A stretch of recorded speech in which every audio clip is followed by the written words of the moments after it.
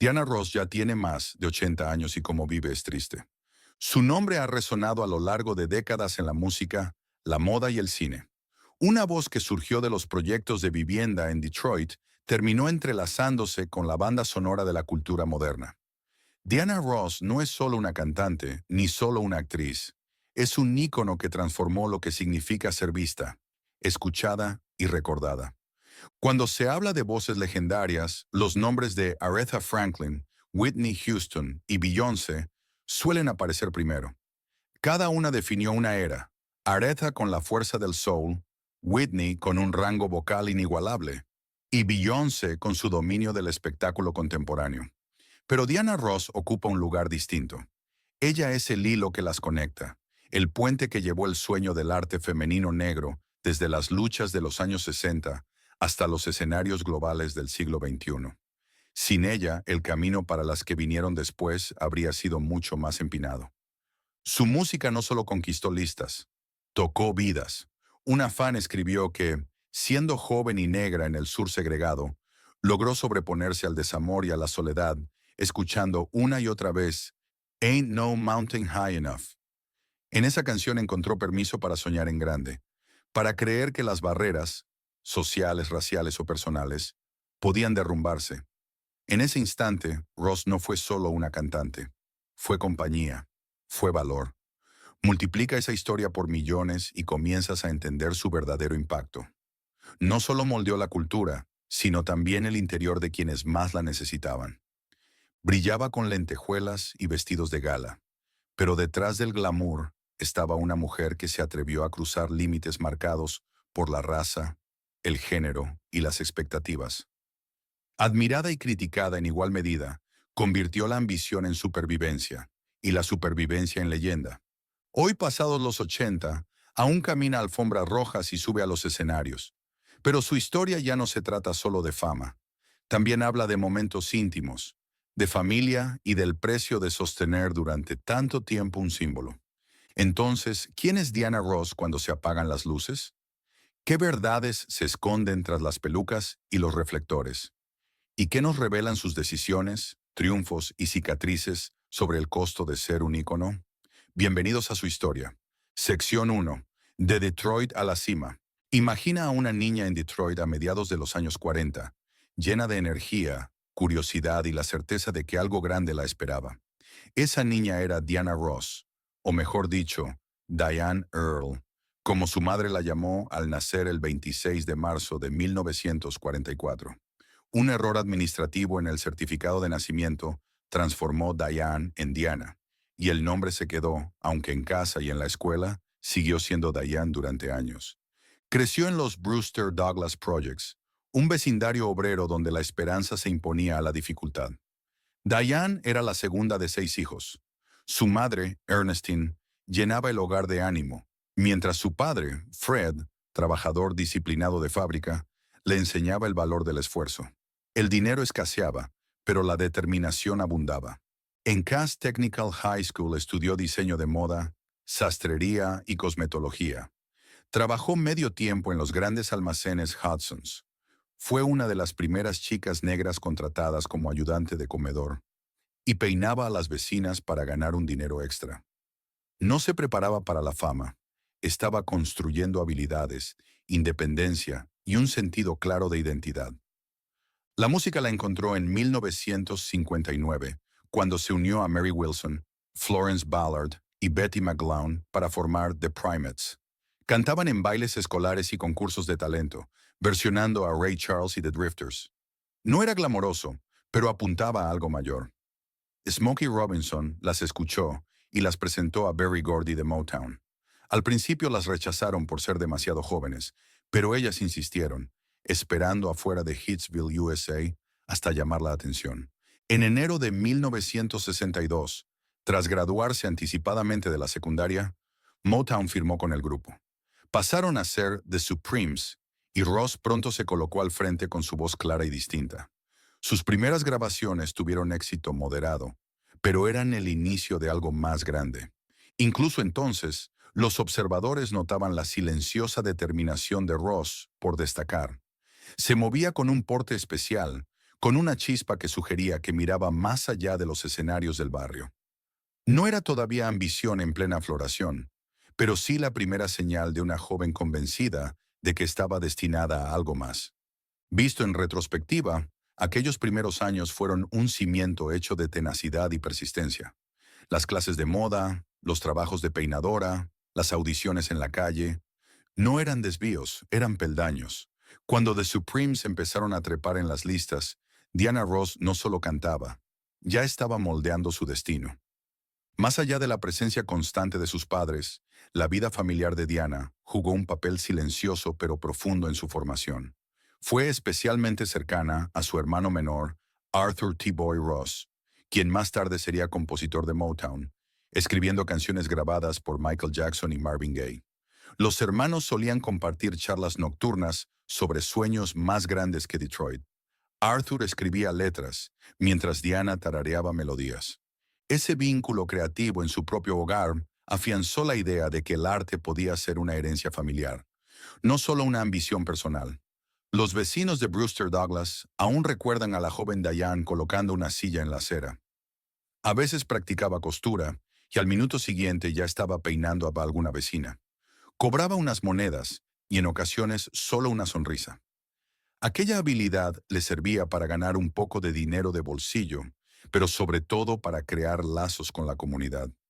Para ellos no era todavía una estrella, sino una muchacha de manos rápidas y ojos grandes, que parecía destinada a ir más allá de la cuadra. En la Cass Technical High School, uno de sus maestros notó algo especial. Cada presentación de Diane tenía un brillo poco común. Una vez después de un recital escolar, el profesor se inclinó y le dijo: «Tú naciste para ser vista. No te escondas detrás de la máquina de coser». Ese consejo quedó grabado en ella, alimentando en silencio la idea de que su lugar no estaba solo en los bastidores de la moda, sino también en el escenario. Sección 2.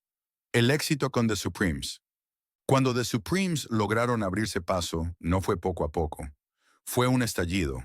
En 1963, When the Love Light Starts Shining Through His Eyes, les dio su primera probada de las listas musicales.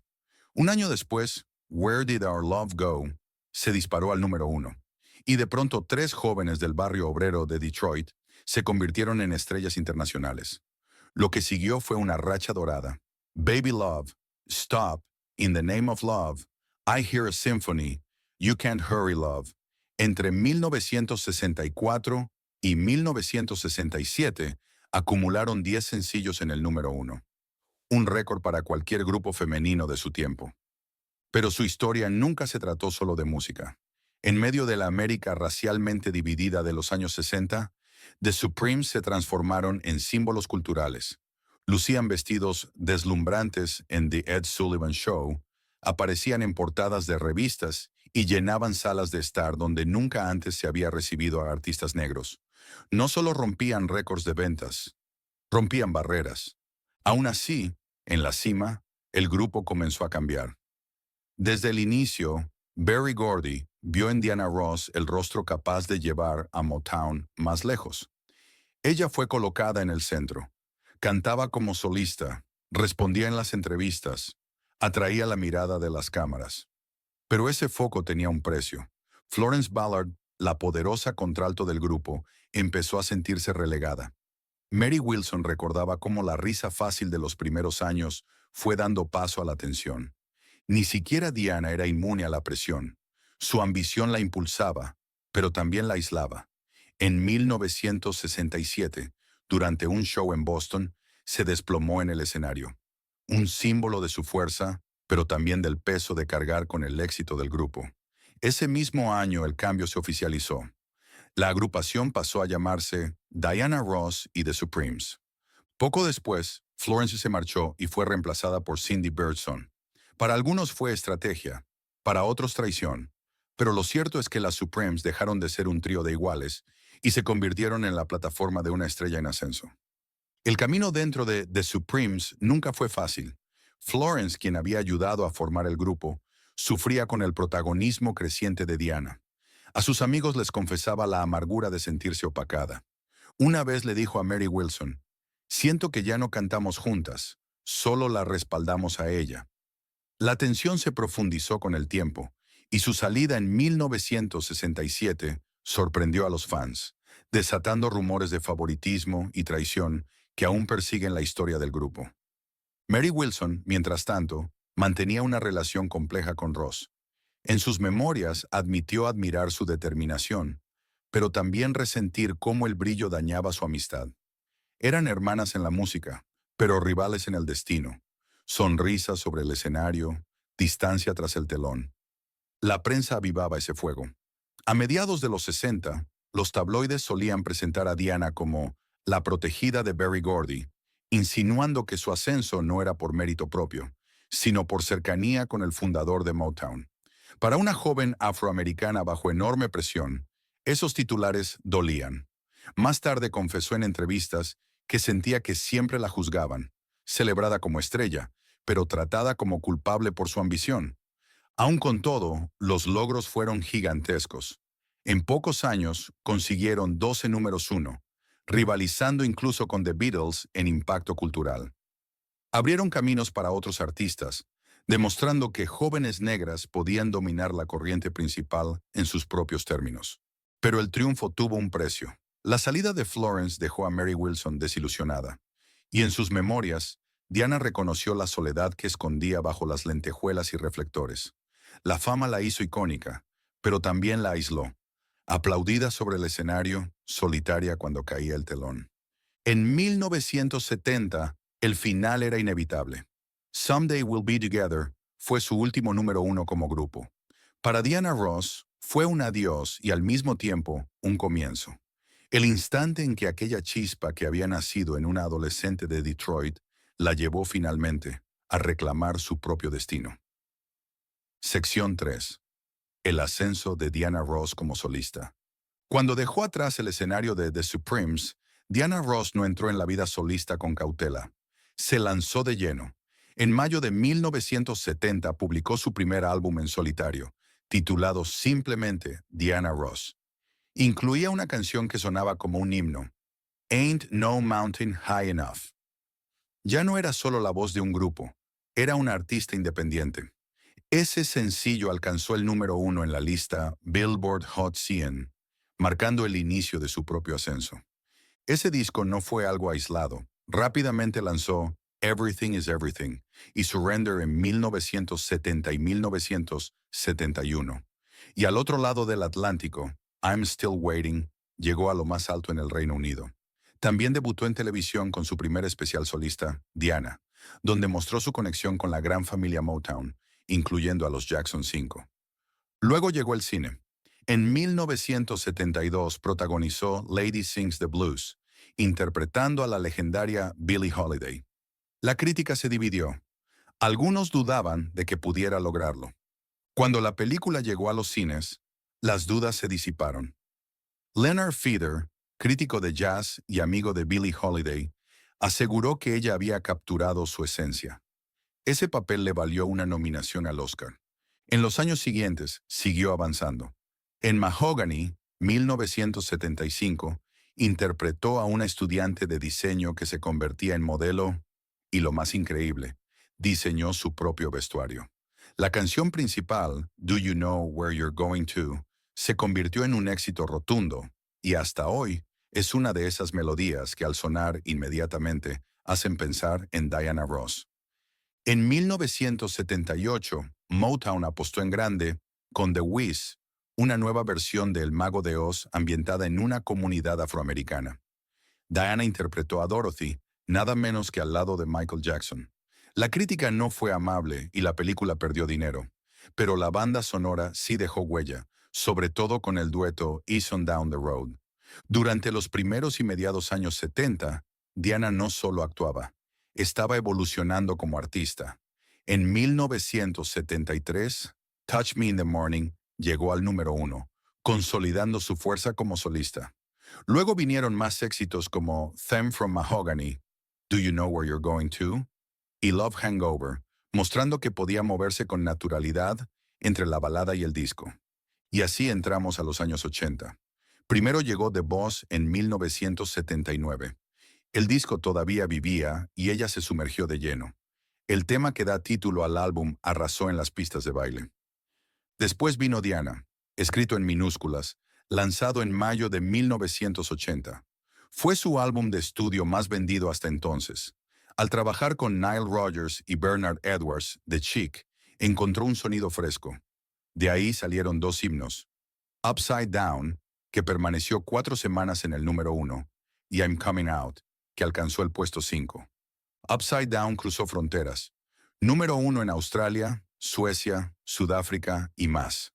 Con el tiempo, críticos lo señalaron como su mejor trabajo en solitario, un disco que capturaba libertad e identidad. Incluso aparece en la lista de los 500 mejores álbumes de Rolling Stone. Luego está I'm Coming Out. A primera vista, solo era un tema bailable, pero pronto se transformó en un himno de autoexpresión, abrazado con fuerza por la comunidad LGBTQ. Y Diana no se detuvo ahí. En 1981 volvió al cine con la canción principal de It's My Turn. Ese mismo año unió fuerzas con Lionel Richie en Endless Love. El dueto, creado para la película del mismo nombre, se convirtió en un fenómeno. 9 semanas en el número 1, el sencillo más vendido de 1981 y el dueto más exitoso en la historia de la música popular. Ese momento marcó un punto de inflexión.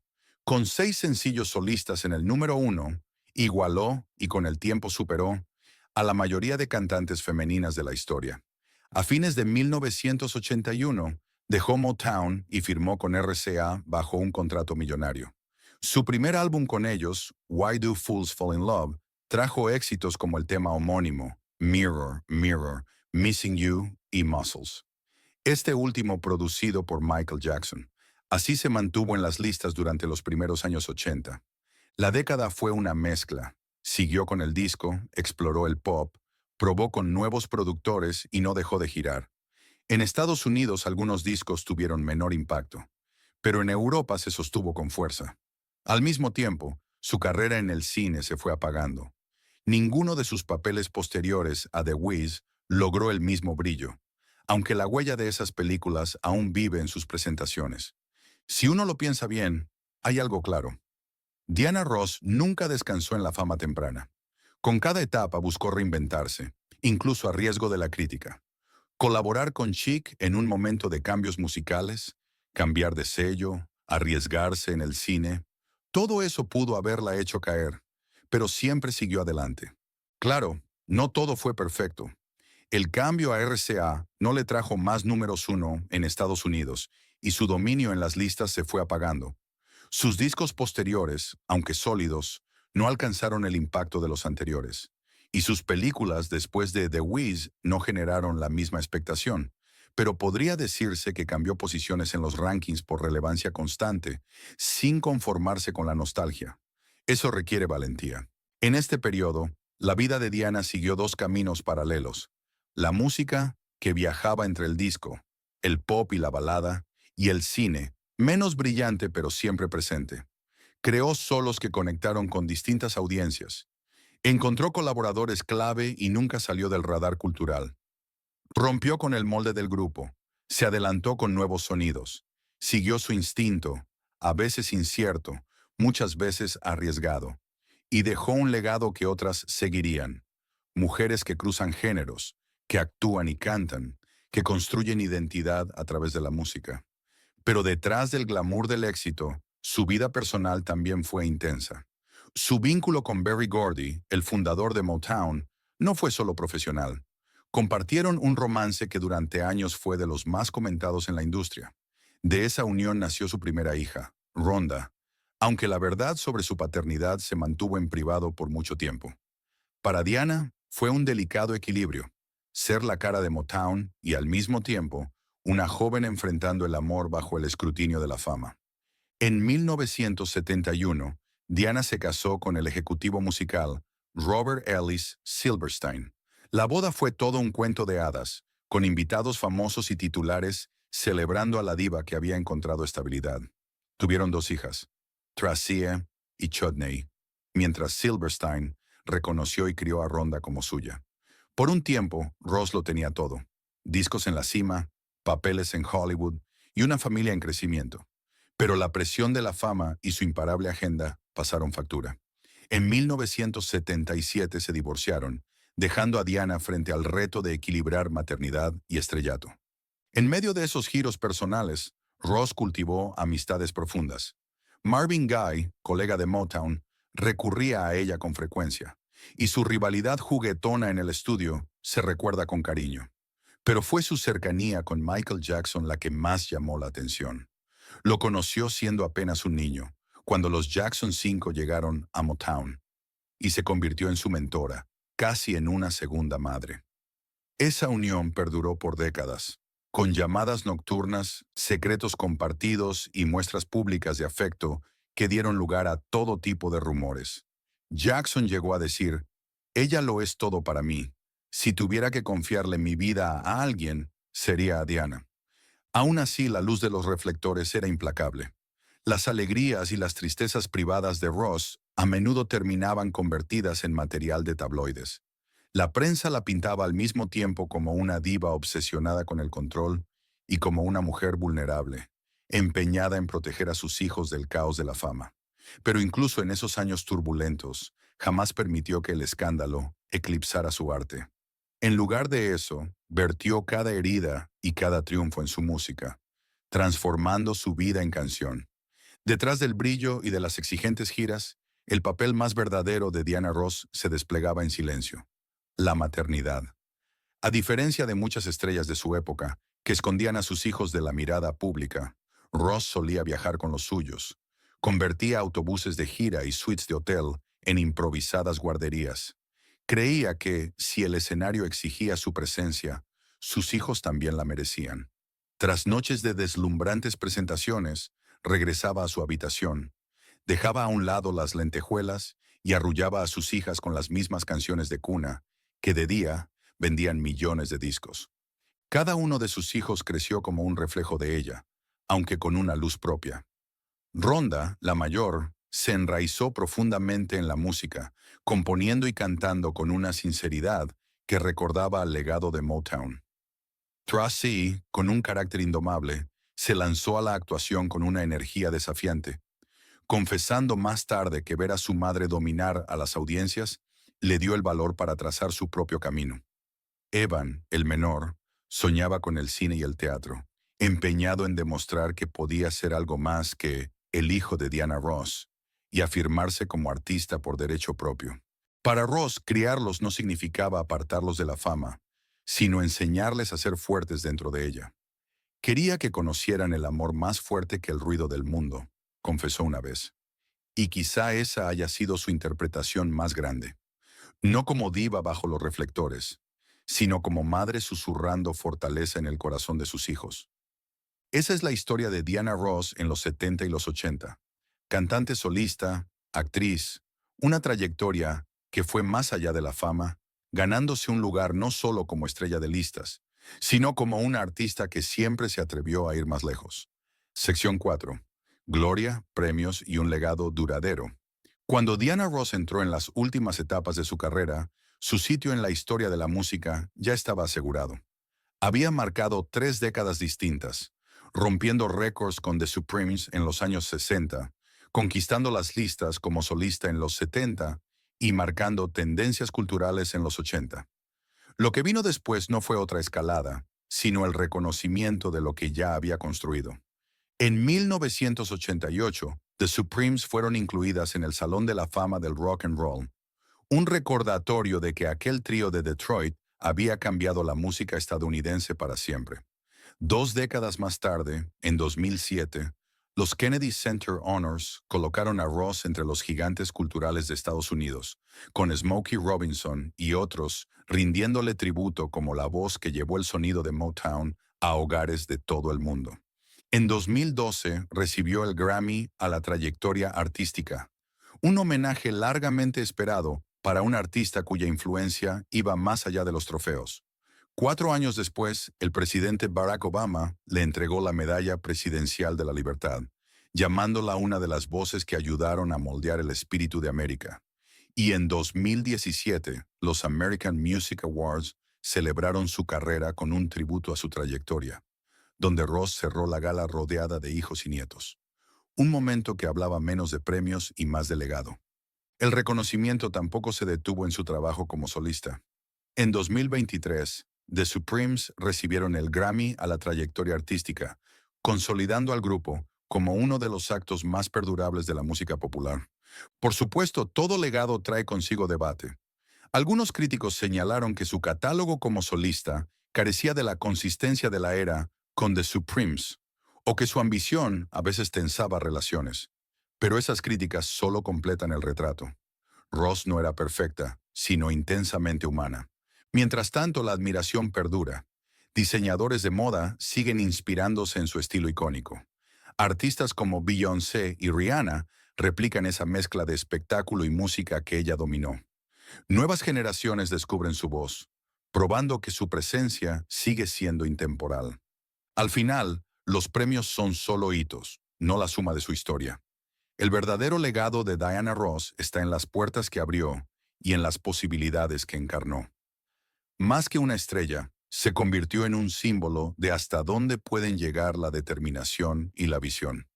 Más allá de la música, Ross redefinió lo que significaba ser una diva. Su vestuario de boas emplumadas, vestidos largos de lentejuelas y abrigos de piel dramáticos, no era solo moda, era puro teatro. Diseñadores como Bob Mackie y Thierry Mugler la citaron como musa, y estrellas más jóvenes como Madonna, Lady Gaga y Beyoncé tomaron prestada generosamente su presencia escénica, repitiendo esa valentía suya de abrazar el espectáculo sin miedo. Salir bajo los reflectores con lentejuelas era, de algún modo, canalizar el legado de Ross, lo supieran o no. Su impacto también fue profundamente social. A finales de los 60 y en los 70, cuando Estados Unidos lidiaba con tensiones raciales, su música se convirtió a menudo en una banda sonora de esperanza. Reach Out and Touch, Somebody's Hand. Se cantaba en mítines y reuniones por los derechos civiles, convirtiéndose en una especie de oración colectiva por la unión. Décadas después, activistas seguían señalando a Ross como prueba de que el arte negro podía trascender las barreras de raza, género y clase. Su mera visibilidad era ya un acto de desafío cultural. Sin embargo, la historia de Ross nunca se vivió en soledad. Su carrera se entrelazó con amistades, rivalidades y la compleja hermandad de divas que reinaron por décadas. La prensa, siempre ávida de drama, la enfrentó en un duelo silencioso con Aretha Franklin. Los titulares comparaban a la reina del soul con la suprema diva, alimentando rumores de miradas frías y competencias no dichas en ceremonias de premios. Verdaderos o no, esos relatos solo aumentaban la fascinación del público por mujeres que, más que rivales, estaban esculpiendo un espacio imposible en una industria dominada por hombres. Otra supuesta tensión giraba en torno a Ross y Dionne Warwick, avivada por programas de televisión y audiencias compartidas. Algunos cercanos hablaban de una distancia educada más que de hostilidad, pero los tabloides la bautizaron como rivalidad de divas, para deleite de sus lectores. No todas las conexiones fueron tensas. Con Michael Jackson compartió un vínculo raro que se extendió por décadas, desde las salas de ensayo de Motown hasta llamadas nocturnas en la adultez. Y tras la muerte de Whitney Houston, Ross se convirtió en un consuelo para su familia, visitando en silencio a Cissy Houston para ofrecerle apoyo. Eran destellos de lealtad que revelaban otra faceta de Diana Ross. Más allá de la competencia, una amiga que entendía el peso de la fama y la soledad que ésta podía traer. Sección 5. El capítulo moderno. Un segundo aire. Algunos dirían que los días más brillantes de Diana Ross quedaron en el pasado, y sin embargo, a partir del 2020 entró en un nuevo capítulo, más sereno, más sabio, pero todavía lleno de momentos capaces de sorprender al mundo. En medio de la pandemia de 2020, lanzó Supertonic, Mixes, una colección de remixes de sus grandes éxitos. Un año después llegó Thank You, 2021, su primer álbum con material original en décadas, grabado en casa durante el encierro. El disco era íntimo, no grandilocuente. Aunque las críticas fueron mixtas, alcanzó el top 10 en el Reino Unido, su primera vez en más de 20 años. Después vino su regreso triunfal a los escenarios. En 2022 cantó en el Jubileo de Platino de la Reina Isabel II en Londres y encabezó el legendario festival de Glastonbury, donde miles de voces corearon sus clásicos de Motown. En los años siguientes llegaron The Music Legacy Tour 2023 a 2024, llenando arenas en Estados Unidos y Europa, y en 2025 lanzó A Symphonic Celebration en el Reino Unido, junto con la gira Beautiful Love en Estados Unidos. En el cierre en el Hollywood Bowl, terminó la noche rodeada de músicos, bailarines y su propia familia en el escenario. Un momento que hablaba menos de espectáculo y más de historia compartida y pertenencia. Ese mismo año sorprendió en la Met Gala 2025. Apareció con un vestido blanco bordado con los nombres de sus hijos y nietos, convirtiendo la moda en autobiografía. El mensaje era claro. Su mayor legado no estaba solo en la música, sino también en la familia. Sus presentaciones en esta etapa no son impecables. A veces su voz se quiebra, apoyándose en coristas o suavizada por la edad. Pero cuando suenan los primeros acordes de Chain Reaction o I Will Survive, el público se pone de pie al unísono. Los críticos lo admiten. Quizá no es perfecto, pero es inconfundiblemente Diana Ross, resiliente, humana, radiante. En este capítulo moderno, Ross ya no persigue listas ni premios. Se concentra en la conexión, en la familia, en la gratitud, en la alegría perdurable de cantar. Con más de 80 años ha demostrado que la pasión no desaparece con el tiempo. Al contrario, se profundiza. Su mayor ancla en estos años ha sido la familia. Su hija Tracee Ellis Ross alcanzó la fama como actriz en la serie Black-ish, siempre reconociendo que la fortaleza de su madre la inspiró. Tracy y sus hermanos suelen acompañar a Diana en las alfombras rojas, y esas apariciones públicas irradian glamour, pero también intimidad. A los fans les encanta ver a la diva no solo como un ícono, sino como una madre rodeada de los hijos que luchó por proteger y criar. Un momento especialmente conmovedor ocurrió durante su gira de 2023, cuando su hijo Evan la sorprendió en el escenario de Los Ángeles. Mientras Diana entonaba Ain't No Mountain High Enough, Evan apareció con sus nietos. El público estalló en aplausos, muchos con lágrimas en los ojos, al ver a 3 generaciones de la familia Ross bajo el mismo reflector. Ya no era solo un concierto, era historia viva. Incluso ahora, cuando la voz a veces titubea, el público se levanta de sus asientos. En Glastonbury, algunos notaron que sus notas altas vacilaban, pero a nadie pareció importarle. Lo que contaba era la presencia, el aura inconfundible de una mujer que había cargado décadas de música sobre sus hombros. Vestida de lentejuelas, con el mentón en alto y los ojos brillando, convirtió la imperfección en un nuevo tipo de perfección. Un recordatorio de que incluso las divas envejecen, pero su espíritu permanece indomable. Sección 6. Susurros y reflexiones. Incluso las leyendas caminan con sombras. En la historia de Diana Ross, los susurros la han acompañado durante décadas. Rumores, opiniones divididas, medias verdades que giran alrededor del reflector. El mito que no se apagó. Durante años, el público creyó que Ross había descubierto a los Jackson 5. Motown alimentó esa idea con el álbum Diana Ross Presents the Jackson 5. En realidad, fue el productor Bobby Taylor quien llevó a los hermanos al sello. Ross nunca desmintió el mito, y así sobrevivió. Un recordatorio de cómo las narrativas de las celebridades pueden vivir más que los hechos. Lealtad y controversia. Su cercanía con Michael Jackson mantuvo su nombre ligado a él mucho después de The Supremes. En 2019, cuando Living Neverland desató debate mundial, Ross lo defendió públicamente como una fuerza magnífica e increíble. Sus admiradores alabaron su lealtad. Sus críticos la acusaron de minimizar las voces de los sobrevivientes. El momento reveló cómo las alianzas del pasado pueden ensombrecer una reputación incluso décadas después. Susurros privados. Las especulaciones también alcanzaron su vida íntima, como la afirmación de Smokey Robinson sobre un romance juvenil. Ross nunca lo confirmó, y tal vez su silencio dijo más que cualquier palabra. No todos los rincones de una vida pública deben darse en explicación. Íconos y el paso del tiempo. Su aparición en la Met Gala 2025 también encendió debate, no solo sobre moda, sino sobre cómo el público responde a los íconos que envejecen. Admiradores vieron en su vestido un tributo conmovedor. Otros lo interpretaron como un signo de vulnerabilidad. La discusión hablaba menos de Ross que de la incomodidad de la sociedad ante ver a sus leyendas envejecer. Al final, estas historias, verdaderas, falsas o en algún punto intermedio, dibujan un retrato no de perfección, sino de complejidad. Diana Ross siempre ha sido más que un brillo superficial, y los susurros que la siguen no hacen más que subrayar cuán profundamente permanece en la imaginación pública. Los rumores no hablaban solo de música o romances. En los años 80, con la presión de la fama cada vez más fuerte, Diana Ross ingresó discretamente a un breve programa de rehabilitación por dependencia al alcohol. Para quienes la rodeaban, aquello nunca fue un escándalo, sino un acto de supervivencia. El intento de una mujer que cargaba décadas de expectativas por recuperar el equilibrio.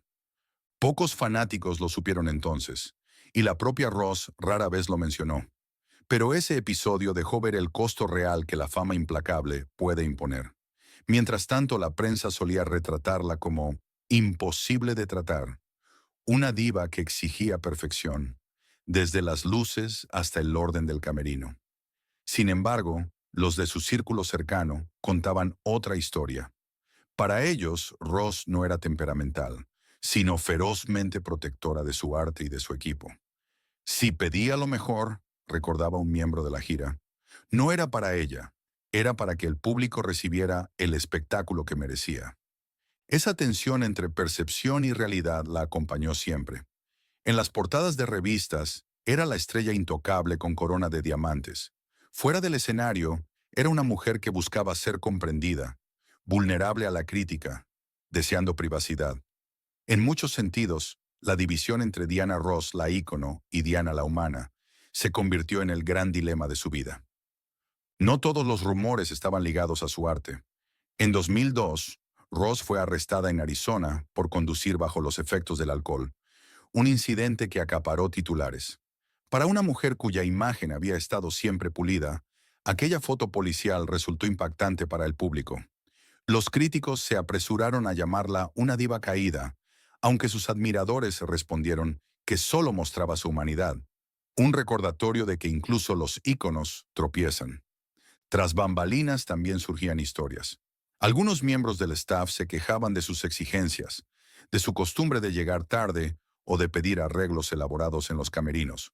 Para unos era difícil, para otros simplemente una mujer que no se disculpaba por tener estándares altos en una industria que solía castigar a las mujeres por mucho menos.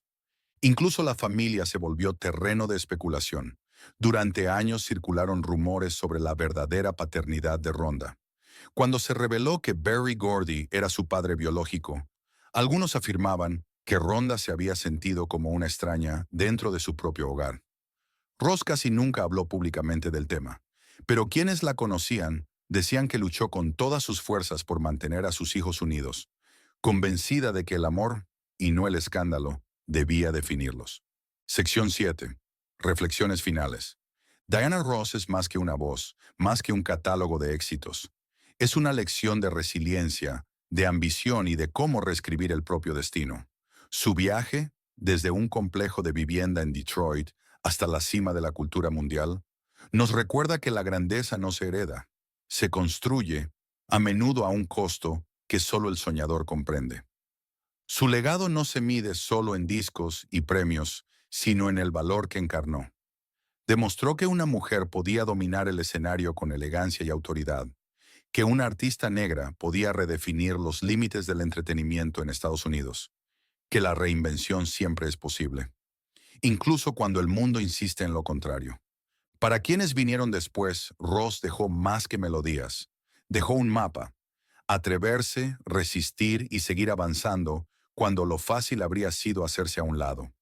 En ese sentido, su historia sigue inspirando, no solo como música que se escucha, sino como prueba de que la identidad puede ser poder y el arte, una forma de sobrevivir. Al final, quizá el mayor regalo de Diana Ross sea recordarnos que la posibilidad misma es una canción que ha cantado toda su vida y que seguirá resonando mucho después de que las luces del escenario se apaguen. Miremos las fotografías. Diana Ross en los años 60, con los ojos brillantes, la voz en lo alto, envuelta en vestidos deslumbrantes. Y luego Diana Ross a los 80, con una sonrisa más serena, pero con una presencia igual de poderosa. No es una curva de pérdida, sino de resistencia. La belleza se transformó en gracia, la fama en legado. En uno de sus conciertos más recientes, cerró con Ain't No Mountain High Enough. El público cantaba más fuerte que ella. En primera fila, una mujer lloraba abiertamente, susurrando, «Ella es toda mi vida». Esa noche, las luces no reflejaron solo a Ross, sino a cada persona que había llevado sus canciones en el corazón. En definitiva, la historia de Diana Ross es a la vez monumental e íntima. Fue la niña negra de Detroit que conquistó el mundo, y la madre que halló felicidad en ver triunfar a sus hijos. Fue la diva glamorosa que exigía perfección, y la mujer frágil que a veces tropezaba. Y quizá ahí resida su verdadero legado. La grandeza no consiste en no caer nunca, sino en levantarse una y otra vez hasta que la canción se vuelve eterna. Gracias por acompañarnos en este recorrido por la vida y el legado de Diana Ross. Nos vemos en el próximo video.